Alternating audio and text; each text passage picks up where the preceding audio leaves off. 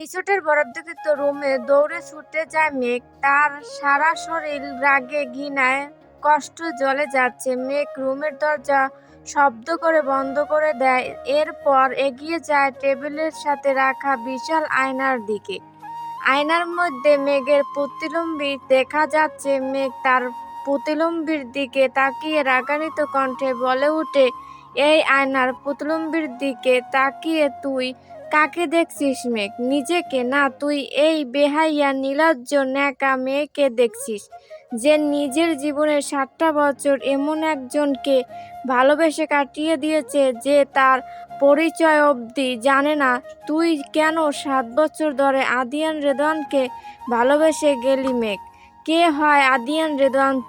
তোর স্বামী, যে তোকে কখনো স্ত্রী পরিচয় দেয়নি। উনি তো বিয়েটা মানে না, স্ত্রী হিসেবে তোকে কি মানবে?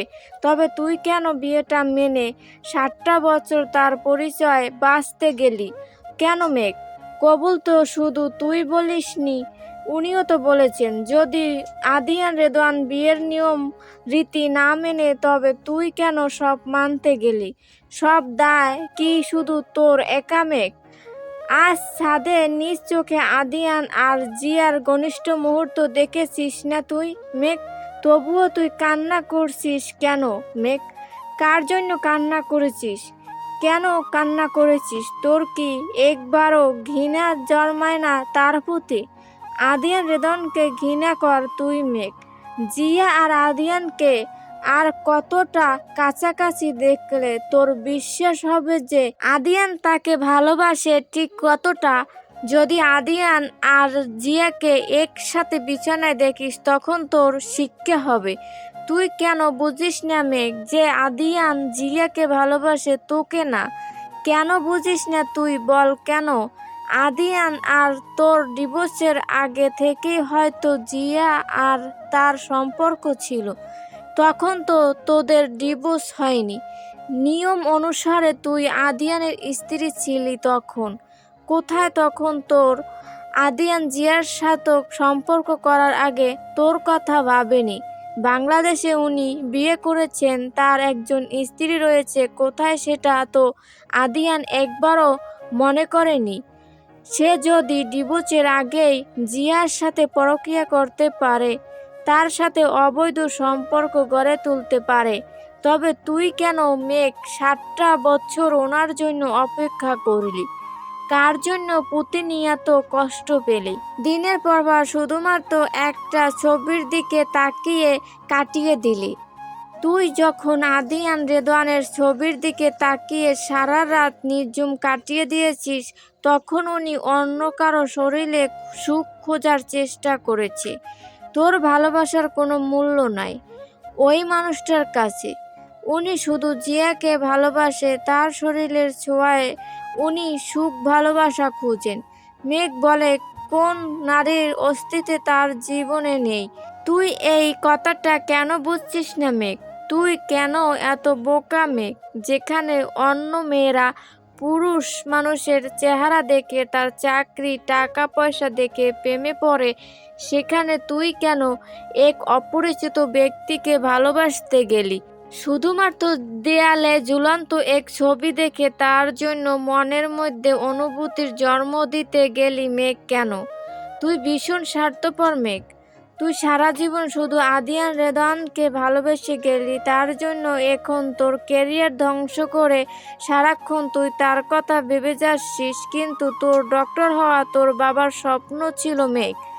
ওই মৃত ব্যক্তি যিনি কবরে শুয়ে আছেন, তার ইচ্ছা ছিল যে তুই বড় হয়ে ডাক্তার হবি। যে মানুষটা তার মৃত্যুর আগ অবধি তোকে আগলে রেখেছে, তার জন্য তুই কি করছিস? যে বড় আব্বু তোকে 7টা বছর বাবার ভালোবাসা, স্নেহ, মায়া, মমতা দিয়ে নিজের মেয়ের মতো ভালোবেসেছিল, তার ভালোবাসার প্রতিদান স্বরূপ কি দিলি তুই?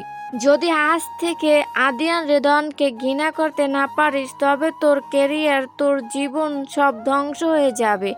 ওই আদিয়ান রেদওয়ান নামক মানুষটার জন্য তোর বাবার স্বপ্ন, তোর বড় আব্বুর ভালোবাসার কথা তুই ভুলে যেতে পারিস না মেঘ। মেঘ তার হাতে থাকা মেহেন্দি দিয়ে লেখা আদিয়ানের নাম লেখা দেখে মেঘের রাগ দ্বিগুণ বেড়ে যায়। মেঘ তার পাশে থাকা টেবিল থেকে ছুরি বের করে তার হাতের তালুয় 10 থেকে 12 বার আঘাত করে। মেঘের হাত থেকে রক্ত নদীর স্রোতের মতো প্রবাহিত হচ্ছে, রক্ত গড়িয়ে গড়িয়ে পড়ছে মাটিতে। কিন্তু এইটা নিয়ে মেঘের কোনো কষ্ট নাই, বরং সে পাগলের মতো শব্দ করে হাসতে থাকে। রক্তের বিন্দু বিন্দু ফোঁটা যখন হাতের শিরা বেয়ে মেঝেতে গড়িয়ে পড়ে, তখন মেঘের সমস্ত শরীর অবশ হয়ে যায়। ছুরির আঘাতে তার হাতের চামড়া উঠে ভিতরের থকথকে মাংস বেরিয়ে পড়ে। ঠিক তখন মেঘ মাটিতে লুটিয়ে পড়ে, হাউমাউ করে কাঁদতে লাগে। মেঘ চিৎকার করে বলে ওঠে, জন্মে তোর মা মারা গেছে, 14 বছর বয়সে বাবাও মারা গেছে, তখন বিয়ে হয়, তখন তোর স্বামী তোকে ছেড়ে চলে যায়। এত কিছুর পরও তোর কেন শিক্ষা হয়নি মেঘ? তুই কেন বোঝার চেষ্টা করিস না যে তোর জীবনে সুখ নাই, তোকে কেউ ভালোবাসবে, তোর কেউ যত্ন করবে, এমন ভাগ্য তোর না? তবুও তুই কেন আদিয়ানকে নিয়ে স্বপ্ন দেখতে গেলি মেঘ? কেন? কেন? সব দোষ তোর মেঘ, তোর। তুই কেন এত বোকা মেঘ? কেন যতটা ভালোবেসে 7টা বছর আদিয়ান রেদনের জন্য অপেক্ষা করছিস, এখন ঠিক ততটা ঘৃণা কর। আদিয়ান নামক মানুষটার অস্তিত্ব জীবন থেকে মুছে দেবে আমি।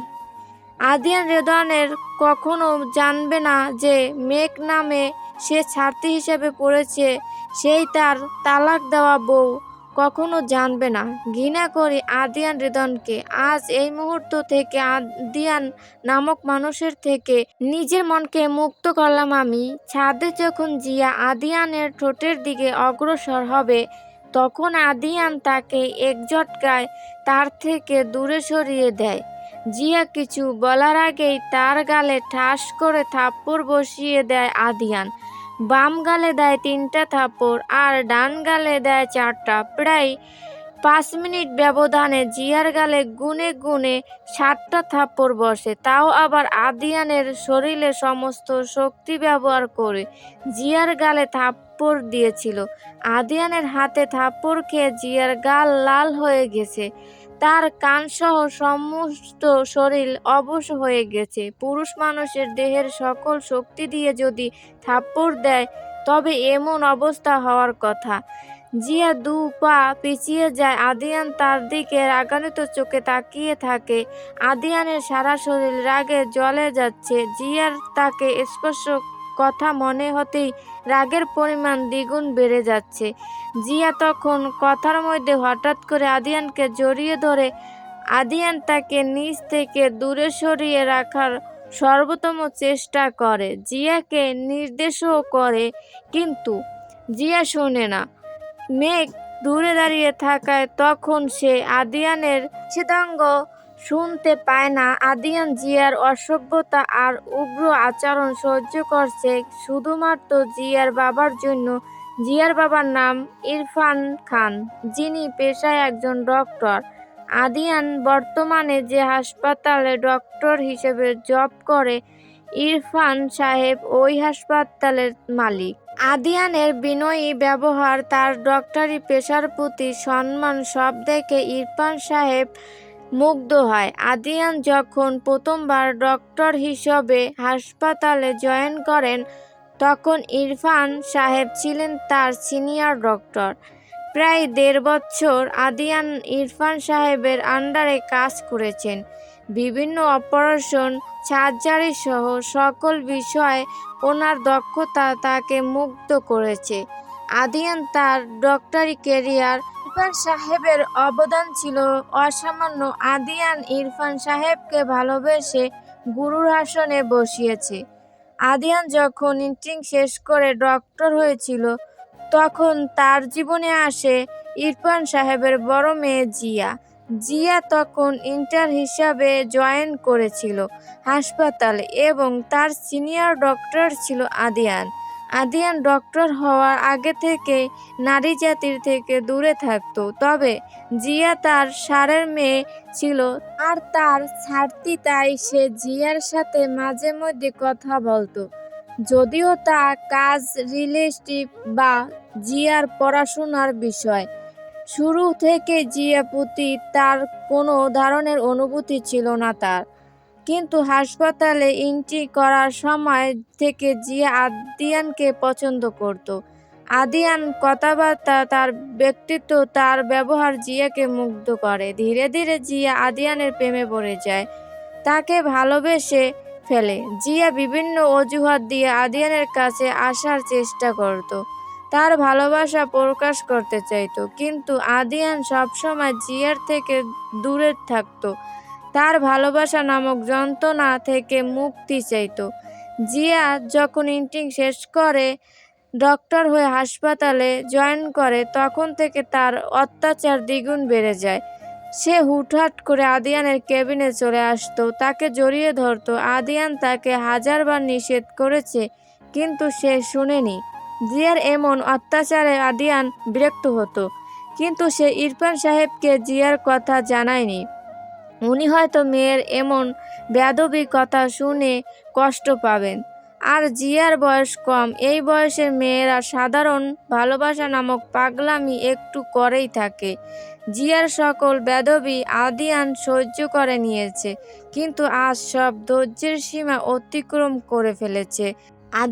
জিয়া আর আদিয়ান এতক্ষণ হাসপাতালের বিভিন্ন বিষয়ে কথাবার্তা বলেছিল। ইরফান সাহেবের এখন হাসপাতালে খুব বেশি উপস্থিত থাকেন না, যার জন্য হাসপাতালের যাবতীয় কাজ জিয়া আর আদিয়ানকে দেখতে হয়। জিয়া আর আদিয়ান যখন কথা বলা শেষ করে গায়ে হলুদের অনুষ্ঠানের জন্য নিচে যাবে, তখন জিয়া হঠাৎ করে আদিয়ানকে জড়িয়ে ধরে খুব শক্ত করে। আদিয়ান জিয়ার অন্য হাত ধরে তাকে নিচ থেকে দূরে করার চেষ্টা করে, কিন্তু জিয়া জেদ করে আরো শক্ত করে জড়িয়ে ধরে। জিয়া এর আগেও আদিয়ানকে বহুবার জড়িয়ে ধরেছে, তাই এইবার যখন জিয়া জড়িয়ে ধরে তখন আদিয়ান তাকে নিষেধ করে, তবে ধাক্কা দিয়ে দড়ি সরিয়ে দেয় না। আদিয়ানকে শক্ত থাকতে দেখে জিয়া দুঃসাহসী এক কাজ করে ফেলে। সে আদিয়ানকে ছেড়ে দিয়ে তার মুখে কপালে খুব দ্রুত কিস করতে থাকে। ঘটনা এত দ্রুত আর আচমকা ঘটে যে আদিয়ান কিছু সময়ের জন্য অবাক হয়ে যায়। জিয়া এমন কিছু করবে তা আদিয়ান কল্পনা অবধি করতে পারেনি, কিন্তু যখন জিয়া তার ঠোঁটে কিস করার উদ্দেশ্যে তার কাছে এগিয়ে যায়, তখনই তাকে এক ঝটকায় দূরে সরিয়ে তার গালে গুনে গুনে 7টা থাপড় বসিয়ে দেয়। আদিয়ানের পুরুষালী হাতের 7টা থাপড় খেয়ে জিয়া চোখ বেয়ে পানি গড়িয়ে পড়ে, তবে তার রাগ হয় ভীষণ। জিয়া বলে, আদিয়ান! চিৎকার করে জিয়া, 7টা থাপড় খেয়ে কি তোমার শিক্ষা হয়নি? আরও খেতে চাও? তুমি কোন সাহসে আমার গালে 7টা থাপড় দিলে? আদিয়ান, যে সাহসে তুমি আমাকে স্পর্শ করেছো ওই সাহসে। আমাকে কিস করার সাহস কে দিয়েছে তোমাকে? আমেরিকা গ্রাহক করা, কিস করা নর্মাল এটা বিষয়। তুমি আমার বন্ধু হও, তোমাকে আমি কিস করতেই পারি। এর জন্য কি তুমি আমাকে থাপ্পড় মারবে? অবশ্যই মারবো। আমেরিকা কি সাধারণ বিষয় তা জানার কোনো আগ্রহ নেই আমার, কিন্তু আমার শরীর বিনা অনুমতিতে স্পর্শ করা আমি একদম পছন্দ করি না। তোমাকে আর আগেও আমি নিষেধ করেছি যে আমাকে টাচ করবে না, কিন্তু তুমি শোনোনি। আজ তো তুমি সব সীমা অতিক্রম করে ফেলেছ জিয়া।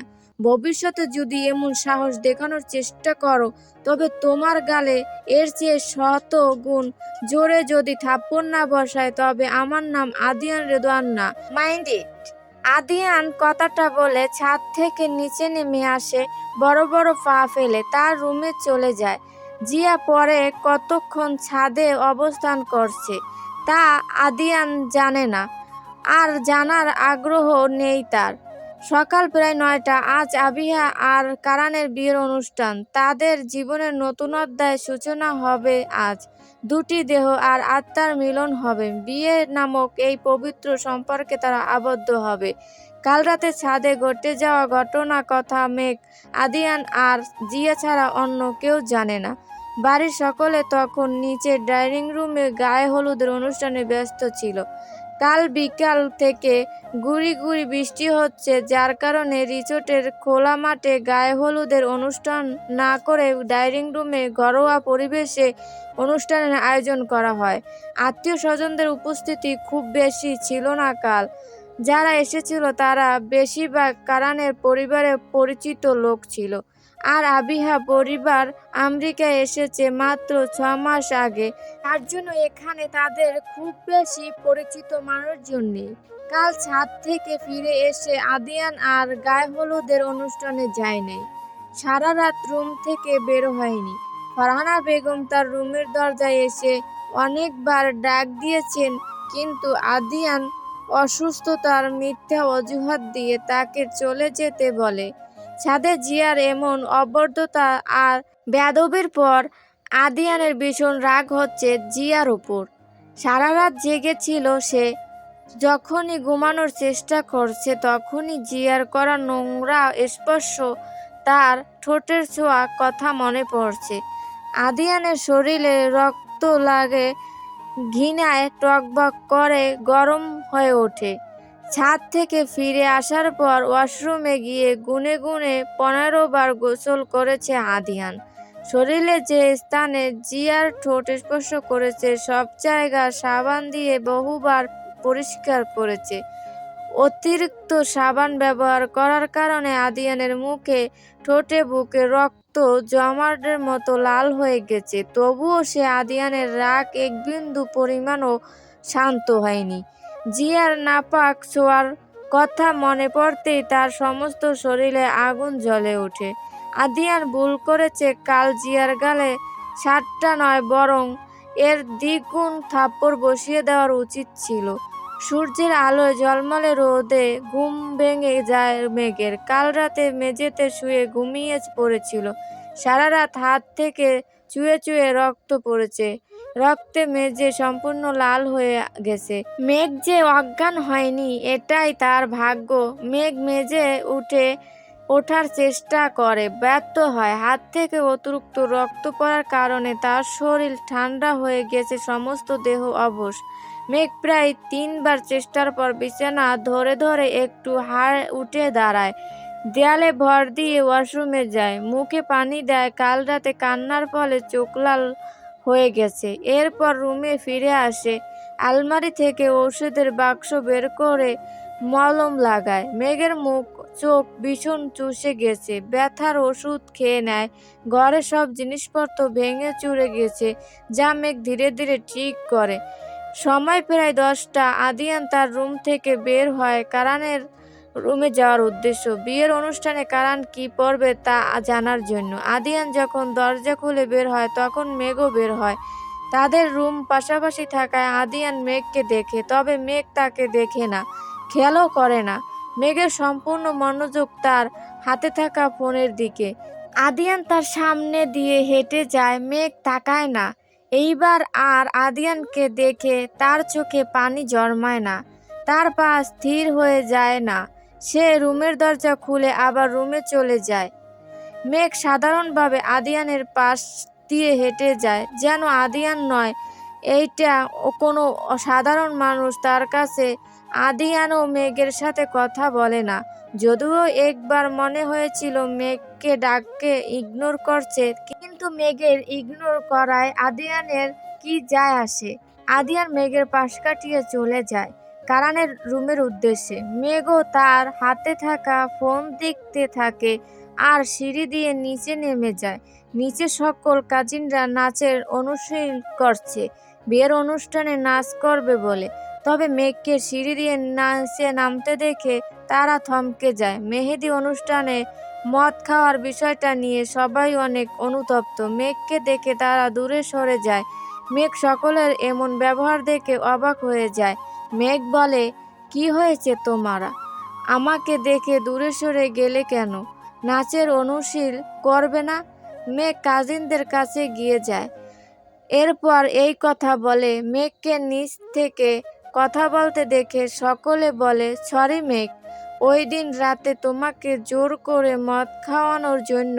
সত্যি আমরা সরি।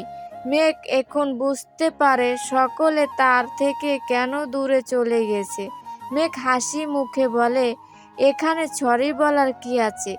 এক বন্ধু অন্য বন্ধুর সাথে মজা করতেই পারে।